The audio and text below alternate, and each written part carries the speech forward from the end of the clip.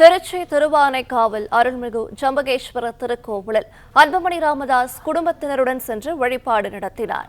விவரங்களை தருகிறார் செய்தியாளர் கலைவேந்தன். வணக்கம், விவரங்களை சொல்லலாம்.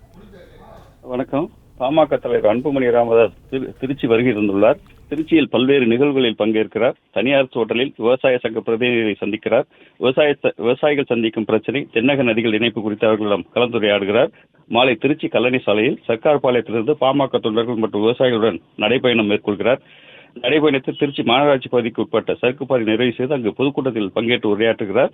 தற்போது திருவானைக்காவல் ஜம்புகேஸ்வர அகிலாண்டேஸ்வரி கோயிலில் தனது மனைவி சௌமியாவுடன் சுவாமி தரிசனம் செய்து வருகிறார். அந்த காட்சிகளை தற்போது நாம் பார்த்து வருகிறோம்.